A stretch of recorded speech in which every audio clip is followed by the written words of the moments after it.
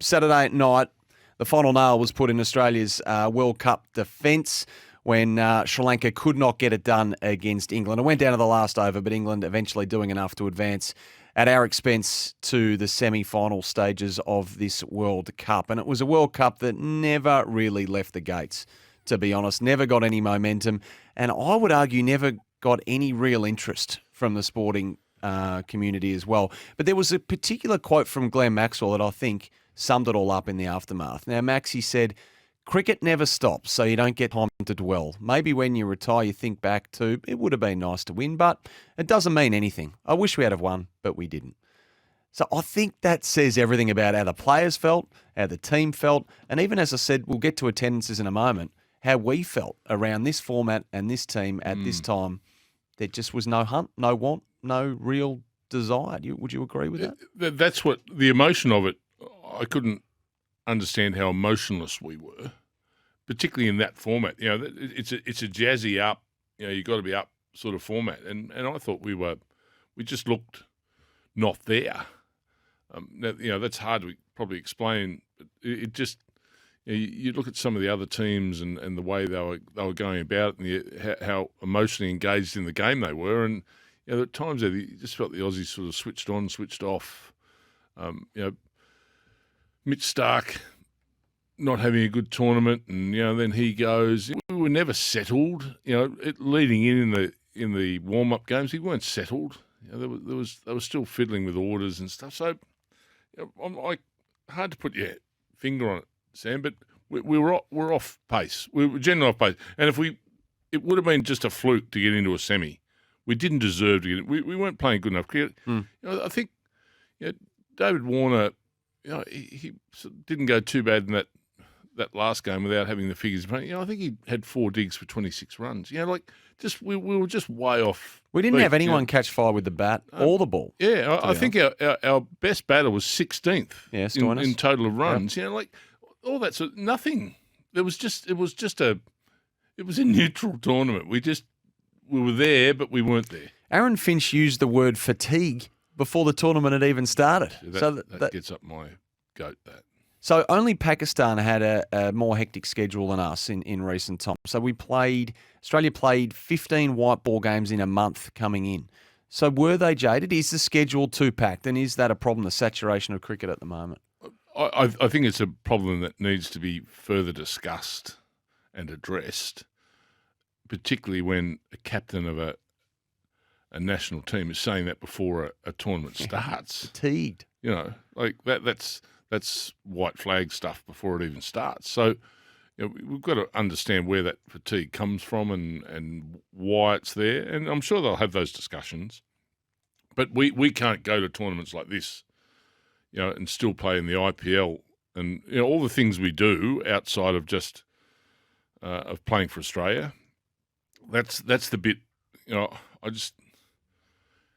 People are putting a lot more importance on outside tournaments than they are of climbing the ladder to, one, get to play for Australia, or two, missing an IPL to make sure they're right for a tournament like this. So they're talking about that all the time. But fatigue doesn't. I must admit, it doesn't hold water with me. Well, why is that? Well, you're playing for your country. Before you play a tournament for your country, you're saying, "I'm very tired." But you can't. You can't. It just doesn't. It's not right. Now, I'm not saying Aaron Finch and the team weren't, but if they were, something has to be addressed. You can't now go to the 50 over World Cup and say on the eve we're tired. I mean, you've got to have a build up to these things and issue a level of importance to them to say this is what we're doing. And we were sold on the fact leading into this World Cup, we're doing this and the team's this and we've picked our squad and this is how we're doing it and we're building up to defend our title. Well, it was a pretty poor defence.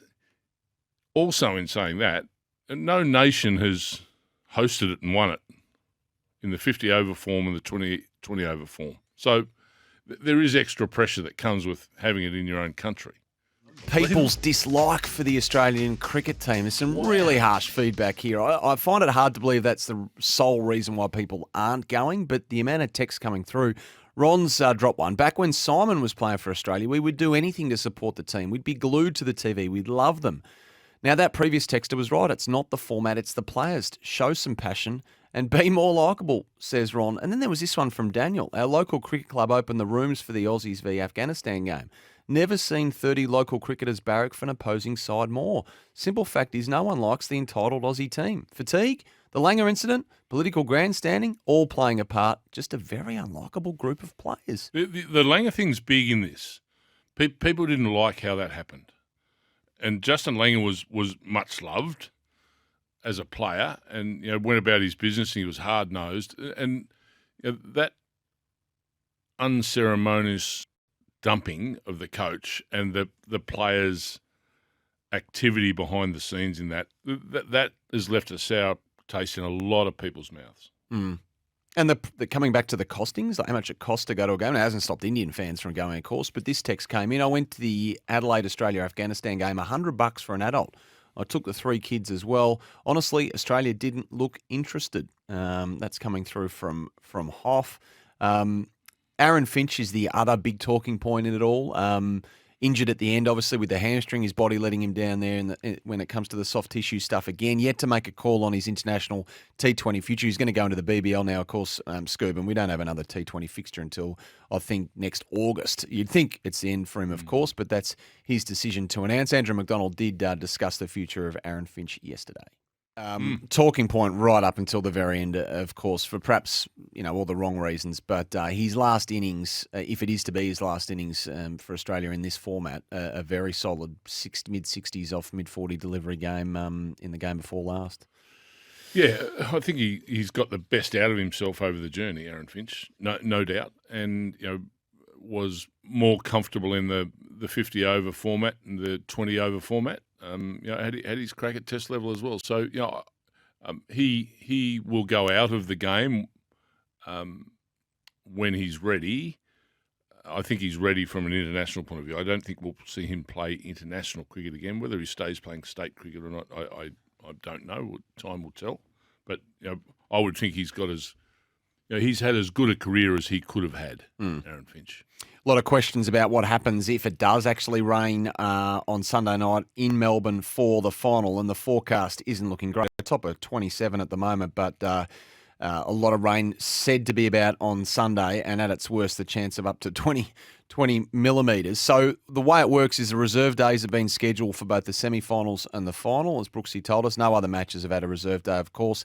Now, every effort made, of course, to complete the match on the Sunday, and it will there'll only be a result if the minimum number of overs to constitute a match, at least 5 overs per side, is bowled. And if they can't be, then the match will be made up on the reserve day. It just doesn't state, the ICC haven't stated when that reserve day would actually be. So it's got to be the day after. The very next day. Yeah, so it'll be on Monday. Yeah, they wouldn't have it on the Wednesday. Yep. Okay. They'll have one reserve day, and that'll be so World Cup final next Sunday, rained out, played Monday. Yeah, okay. All right. So that's Australia will not be there, of course, but we roll straight on into the next one-day series, I think, against England up next, Scoob, and then a back summer schedule, of course.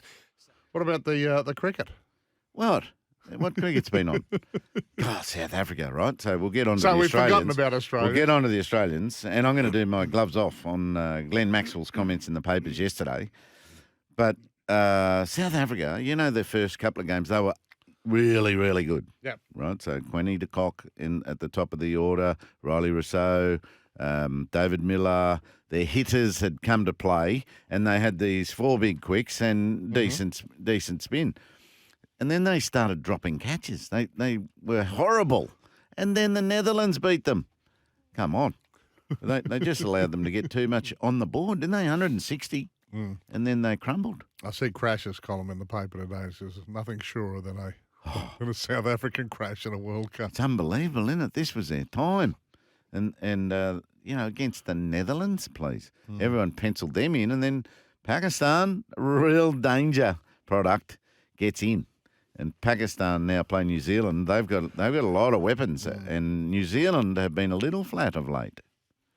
Yeah, I like New Zealand. I think they'll come good. Yeah. Righto, I reckon I'm really Pakistan are looking gonna forward. beat 'em. But you know what we could finish with, if results go the way, we could finish with India v Pakistan. That's right. In a World Cup final. India nearly sold out the MCG last night against Zimbabwe. Yeah. God. And they sold it out for the first one. Remember that? It seems a while ago now, doesn't it? We've had so many games in World Cups, whether it be league or It's whether going to be 200,000 people at the MCG if that happens. India anyway. India against anyone, but India against Pakistan.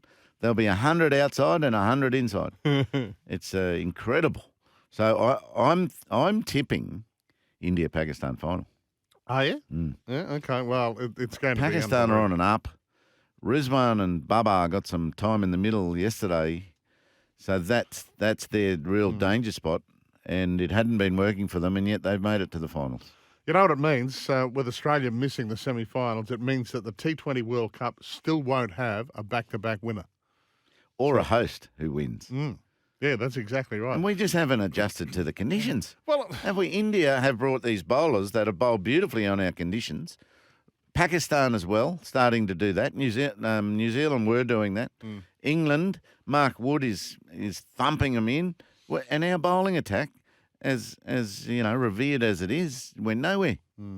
I don't know. I mean, you're the man to comment on this, but Come on, Paddy, give it to him. I just don't think that we've had the level of hurt that I would like to see from Mate. Maxwell coming out and just saying, "Oh, we move on." That's me gloves off. Yeah. That's me gloves off. Oh, today, okay, all right. Well, let's. I've showed it to two players, two former players. I showed that to yesterday, and they nearly vomited. So they hadn't read the paper. Yeah. Don't know whether it was online. So anyway, they nearly vomited. Well, we picked a bad team. Let's listen to the coach on the makeup of the squad. Oh, if you wouldn't mind, Andrew, have a look at that. Yeah. Yeah, that's your job. No. And short turnaround. What's the short turnaround? I don't know. Do you know? Do you know what the short turnaround Well, the was? short turnaround is because we played it last year, but Oh. every team's in the same boat, sure. Yes. Hang on. It wasn't a short turnaround. We played 9 games in the lead up to this tournament. Yeah. And Not that short. I know you get, and this is always tough for you because he's part of the family, but how they left Stark out of that has got me beat. Fair dinkum. You got to knock Afghanistan over, haven't we? That was our go. Yeah. And his first over the other night was unplayable. 2 for none. Yeah. Against Ireland, you mean? Yeah. So we've got him, and like, we're all asking, is he crook? Has he picked up an injury or something like that? No, he hasn't. Well, here's the coach on the Stark omission. Don't say that. You've just admitted to the greatest mistake of the tournament. Death bowling when you're trying to knock Afghanistan over up front. Well, how'd that decision get made? Yeah. So we're looking at someone to bowl the 20th over. But all of a sudden, Starkey's a death bowler again? Right. He was middle overs bowler. Remember they told us that last week? He's not in the power play up front so much anymore. He's in the middle. He's an attacking defender. But now he got replaced for death bowling. It's just gobbledygook. Very, very average. You're looking to knock over an inexperienced, talented but inexperienced Afghanistan top order, and you drop Stark. Yeah. Okay. And then you use, Pat Cummins has had to change his role. They've all had to change their role. Yeah. And you've got the India, Pakistan bowlers all swinging it and seaming it and bowling good pace. We're not doing anything. So what's our bowling coach doing? Who is our bowling coach, everyone? Do we know our bowling coach? No. One of the many coaches. Interesting, eh? Finch's future. He was pretty honest, Finch. I saw him interviewed at the airport the other day. He just said, look, I'm going to play the BBL. I've got to decide. They don't even play another T20 International until August next year. But Andrew McDonald was asked about Aaron Finch's future. I'm going to take a punt with this comment, Paddy. Mm-hmm. I think that Aaron Finch's last 2 big bashes have been bad. Right, so now I'm going to look that up overnight. Yeah. But now he's going to judge his international future on whether he can do big bash. Come on. He knows whether he can do it or not. Do you reckon the hoodie's a good look at a press conference? No. How bad did he look? He looked like a cuddled up in his hoodie and a cap on. He looked like he was ready to take some bullets. They use the blokes with the hoodies for the scammers on TV, don't they?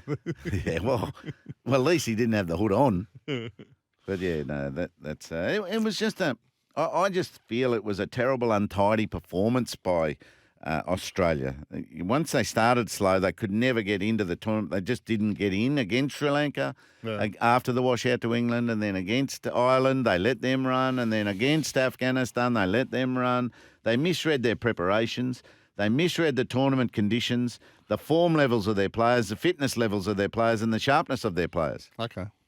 Now, who's responsible for that? The bloke who's sort of saying about all the decisions that have been made and were wrong. There's got to be some... On SEN Amsterdam, their snap judgments would be joyous this morning. A landmark moment for Dutch cricket at Adelaide Oval. For whatever reason in the 90s, my brother-in-law and I would barrack for Holland at the FIFA World Cup. So it probably owed to Dennis Bergkamp. I never imagined being so emotionally invested in the Orange at a Cricket World Cup, but that win yesterday was simply wonderful and further broadens the cricketing world. This tournament has been brilliant on that front. From the moment that Namibia beat Sri Lanka and Scotland down the West Indies, Ireland's win over England, Zimbabwe stunning Pakistan, but this is the pinnacle upset. The Netherlands over South Africa in a match that was full of meaning and consequence. So on SEN Johannesburg, the snap judgments would be scathing. The South African cricket team must be the greatest chokers in international sport when it comes to tournament play. At one point last week, they were the favourites to win the whole thing, but it required you to ignore the past. Both Robert Craddock and Damien Fleming, neither would fully step into South Africa. For all the promise that was there, the historical burden. Now they haven't even secured a place in the semi-finals. If you believe in historical burdens in sport, South Africa, well, their cricket lives under the crushing weight. Last night, again, we saw the pure and powerful demonstration of Indian cricket at the MCG, and that was outside the fence. 82,507 fans to see what, in the end, amounted to a dead rubber against Zimbabwe. So where 90,293 had seen India and Pakistan a couple of weeks ago, that there were split loyalties. India held sway, but there was a sizable Pakistan population in that night. Last night, it was all India. It pulsated through the television and radio, particularly when Surya Yadav went off in that final batting over. Australian cricket administrators would look on and marvel, I suspect, and wonder where that was for the host nation. A passionate crowd, adoring of their players, and entranced by cricket. There's a lot about India's power that's spoken about in cricket. Last night we saw what India's gift to cricket is. 1300 736 736 to cast your snap judgments. You can text 0433 98 11 16, 40 Winks Temper text. Temper, a mattress like no other. Australia's fate. Well, so where to start? I think the only appropriate place to start is you were right. You are overwhelmingly negative about every aspect of Australia's World Cup defence. You didn't believe in the notion of letting the team that won the title defend the trophy. You didn't rate Australia's batting lineup, and you didn't think the Test attack was the best equipped for T20. You stand vindicated. About the only thing that I got right was opening night was an unmitigated disaster, one Australia never recovered from. On Friday night, Australia needed a landslide victory over Afghanistan, and you'll have watched the same way I did. They only scraped home with a win. If I was to choose one moment from that to encapsulate Australia's tournament, it'd be this. Warner switch hit, bowls. I say switch hit. Before the ball was bowled, he went right-handed. Then he lost what became his off-stump, a most unusual dismissal. Confused and confusing. That's how I would define that moment. Confused and confusing. Warner had an idea, but once he committed, he seemed to visibly second-guess himself. He didn't know whether to attack or defend. He was lost, and then he lost his off-stump. And for a player of his stature, it was an undignified way to go. That seemed Australia all over. Confused and confusing. faith was shown a long way out to entrust the home campaign to the players that unexpectedly triumphed last year. On the eve of the tournament, that group acknowledged they were fatigued, which we contemplated at the time with a little bit of confusion. And then they got ambushed on opening night by an opponent they should have seen coming. And blame in the post-mortem, blame goes all ways. The bowlers conceded 200 runs to New Zealand. Now, it's worth looking over the rest of the tournament. The only other score of that magnitude was posted against Bangladesh. And then the batters executed with crazy bravado, completely ignoring the critical measure of net run rate across the duration of a tournament. We watched as the setup progressively lost faith and lost trust. So the theory of the maths around Friday night was one thing. The practicality of this team's form and mindset was something else entirely. The selectors were right to leave out the injured captain, but then they dropped Australia's most threatening bowler in a game that demanded full firepower. Now, I'm sure that the analytics supported the Mitch Starc omission, but it ignored the possibility that the big left armour with the new ball swinging into the stumps and ripping through a top order. If you'd gone and knocked on the Afghan dressing room and said, who would you least like to face, Mitch Starc or Kane Richardson in this game? It's a rhetorical question. But by then the fixation was on death bowling when it needed to be on the full firepower. So from start to finish, Australia made all the wrong moves, including, as it turned out, how to handle defeat. Modern sports is all about moving on, not getting too low in defeats. There'll be sports psychologists who will see that as textbook pragmatism, and there'll be fellow sports people who are being counselled on this all the time, but it rang hollow. Actually, it gave the impression that the team wasn't terribly fussed about the showpiece tournament, and it probably feeds an apathy toward T20 cricket that definitely exists in this country. Well, if they don't care, why should we? I would think Cricket Australia is bitterly disappointed in the team's performance given the years of work that's gone into staging this event. As you well know, this was for the pandemic years and got bounced back, so it's been prepared for over and over again. And the women showed the power of succeeding on home soil in 2020 and the long-term ripple and legacy that has. And the selectors and the coaches, well, they should feel let down that the team they entrusted with the task performed it so poorly. And so, Damien Fleming, we reconvene for the post-mortem. It's a post-mortem too soon. We acknowledge all of those who said this was no good, this is not going to pan out. They were right, we were wrong. Yeah, I'm flat, Gerard. I'm very flat. I was optimistic going into that Afghanistan game that we could give Australia or give themselves a chance. And it would have worked out because Sri Lanka pushed England. You know, if we'd won by those 56 runs, which you think was doable. But no, not good enough. Fatigued was the word going in. And they certainly played that way, didn't they? There wasn't too many inspirational performances besides probably Marcus Stoinis in Perth. And just to see the enthusiasm from the Afghanistan fans and their superstar, Rashid Khan, he was doing everything to get his team over the line. But for Australia, as I said, not too many highlights. You know, and to be honest, having the World Cup here at home, I know a few of the listeners said that, you know, it was too soon and they didn't get involved. I certainly got involved. I mean, it helps that we're broadcasting here at SEN. So I was well and truly into the tournament.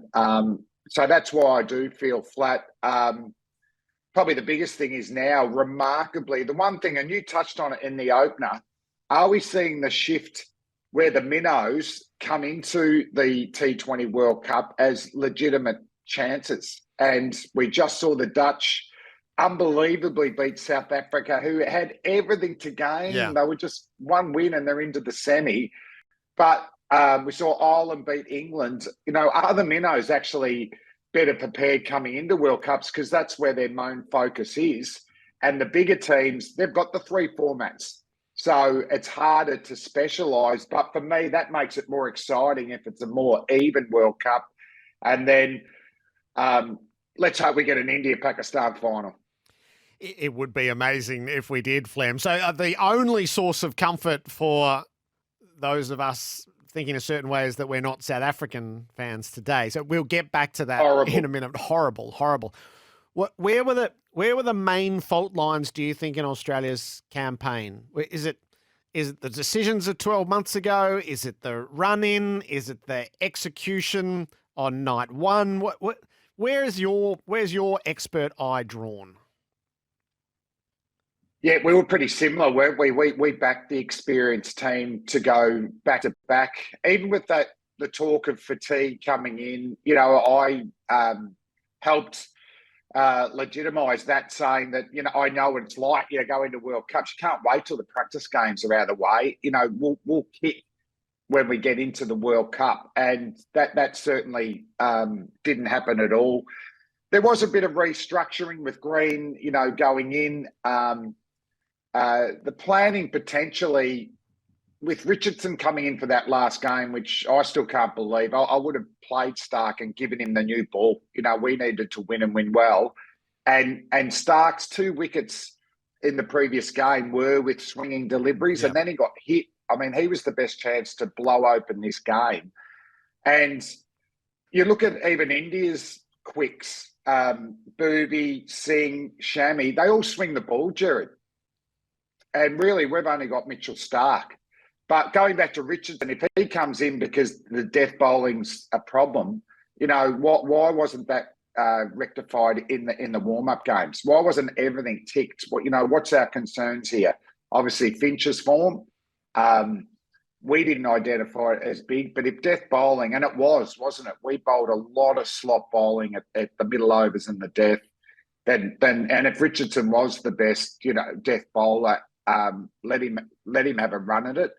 So I think the team structure was not really settled. And sorry, they had some injuries with Stoinis coming in, didn't they? So they had to play around with their 11.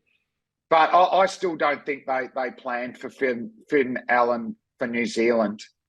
We just did. Once he got going, there was no, we know he hits this area, we'll change him up.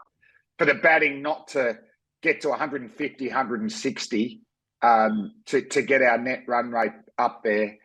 And then I think that the other big one for me was our bowling against Ireland. We did everything, 5 for 25. This game is over. Net run rate, we're going to be past England. And then we went back to slot bowling and they got those extra 80, 90 runs. So, and probably the only thing is, could their tournament have got going if we'd played England, 80,000 people, pump England, and all of a sudden momentum's going your way? But obviously rain played the part and we didn't get that game going. So I must admit, I'm not really giving you some definitive moments in a positive way. But, looking back through this tournament, I'm not surprised now that we haven't made the semi-finals. So in the setup, you'd said that this is the last dance for this team. They'll be dispersed from here on age profile. They don't play again for 8 months in T20. It's the build up to 2024.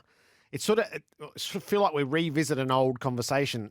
Now that generation is finished, is it time to build the specialist T20 program within Australian cricket, or do you keep it in the whole construct?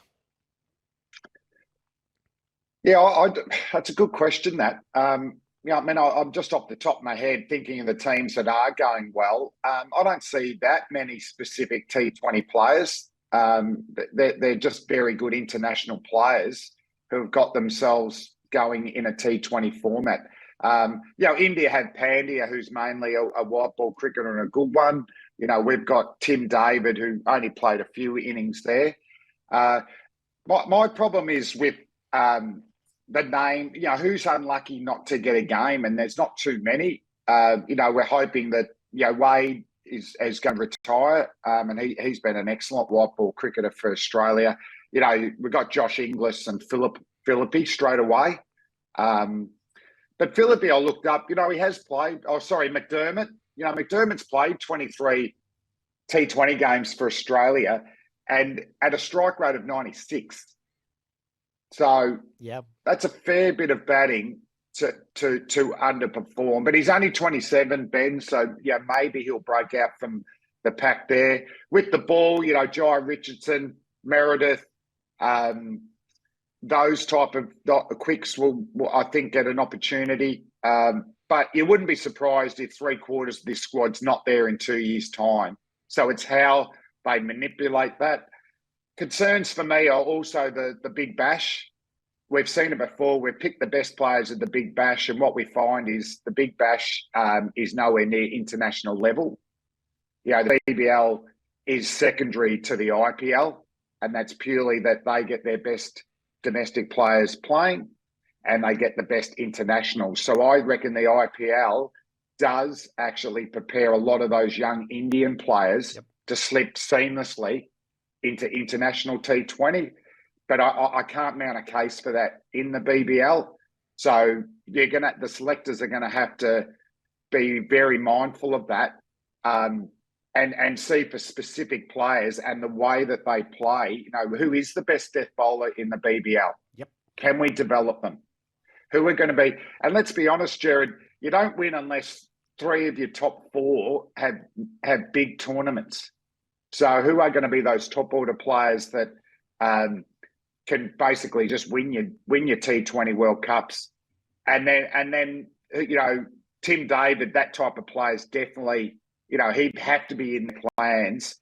Can we get another one? Maybe a left-handed Tim David who could go out there with 8 balls to go and score 20. But, when do you start to look at this? The next game's not until August. We've got a 50-over World Cup. So they've got to put most of their focus there. So it'll be intriguing to see what our first team is when the World Cup is in 2 years' time over there in America and the Caribbean. Yeah, so I think this just totally gets shelved now and should. There's a 5-test summer coming, then test series against India in India, the Ashes in England, and a 50-over World Cup. Like that's where all of Australia's planning, thoughts, energies should go, which is why I just wonder whether it's not a side project. If you are actually going to rebuild this, what happens during the BBL and how do you harness that in the immediate aftermath when there's no incentive? In fact, it would be a pure distraction if Australian cricket spent any time on it, given the demands that are coming.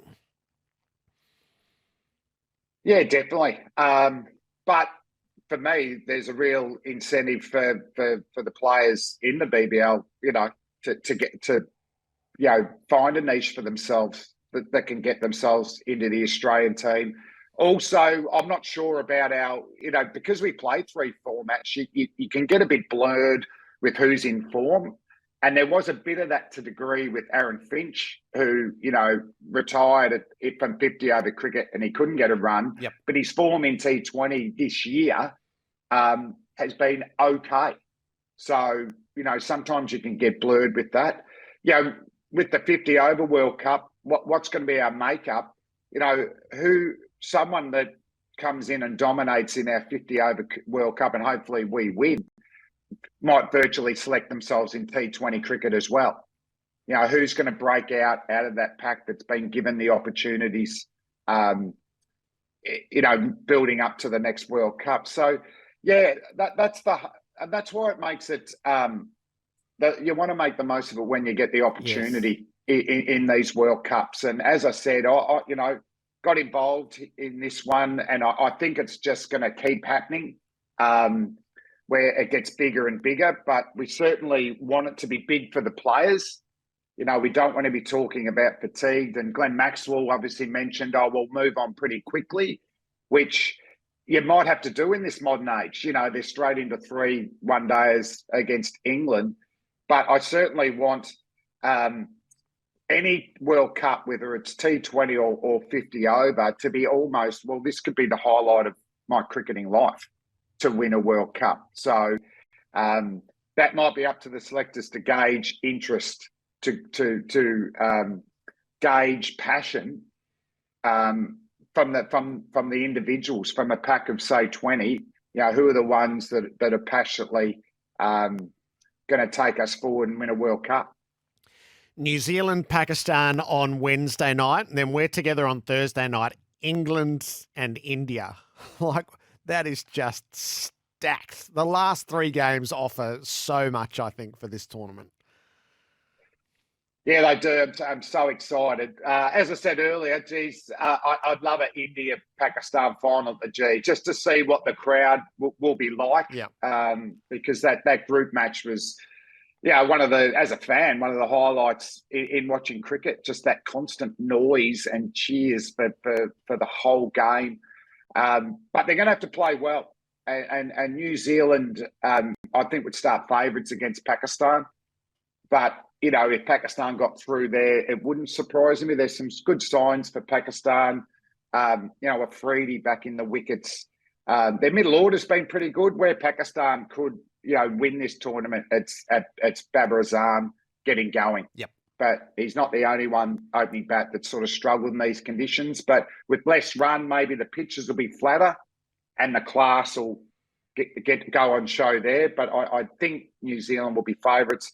And India, England, wow, this is just a powerhouse game. Yeah. And they play a bit differently. I think India are a bit more traditional. They try and build a total and go hard at the end with wickets in hand.